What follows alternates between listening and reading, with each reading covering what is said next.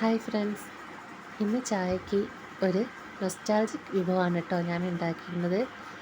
അതിനായിട്ട് ഞാനിതാ അരി കഴുകി മാറ്റി വെച്ചിരുന്നു കേട്ടോ.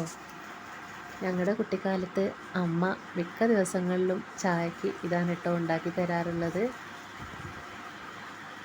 അരി നന്നായിട്ട് കഴുകി വെച്ചത് ഞാൻ നന്നായിട്ട് വറുത്തെടുക്കുകയാണ് കേട്ടോ. ചെറിയ തീയിലിട്ടിട്ടാണ് വറുത്തെടുക്കുന്നത്. നന്നായിട്ട് മുരിഞ്ഞ് വരുന്ന സമയത്ത് അരിയൊക്കെ ഇങ്ങനെ പൊട്ടി തുടങ്ങും കേട്ടോ. ആ പൊട്ടി തുടങ്ങുന്ന സമയത്ത് ഞാൻ തീയൊക്കെ ഓഫ് ചെയ്ത് ചൂടിലിട്ടിട്ട് നന്നായിട്ട് വറുത്തെടുക്കുകയാണ് കേട്ടോ. ഇത് കഴിക്കാത്തവരായിട്ട് ആരും തന്നെ ഉണ്ടാവില്ല അല്ലേ. ഒട്ടുമിക്ക ആളുകൾക്കും ഇത് ഇഷ്ടമായിരിക്കും. അങ്ങനെ ഞങ്ങളും ഞങ്ങളുടെ ഇഷ്ടത്തിനനുസരിച്ച് ഒന്ന് ഉണ്ടാക്കി നോക്കിയതാണ് കേട്ടോ. അപ്പോഴേക്കും ഞാനിതാ കട്ടൻ ചായയൊക്കെ റെഡിയാക്കി വെച്ചിട്ടുണ്ടേ. കട്ടൻ ചായയിലേക്ക് ചൂട് കട്ടൻ ചായ ആയിരുന്നേ. ചൂട് കട്ടൻ ചായയിലേക്ക് ഞാനിതാ വറുത്ത് വെച്ച അരി ഇട്ട് കൊടുക്കുകയാണ് കേട്ടോ. അതിലേക്ക് ഞാൻ കുറച്ച് തേങ്ങയും കൂടി ഇട്ട് കൊടുക്കുന്നുണ്ടേ.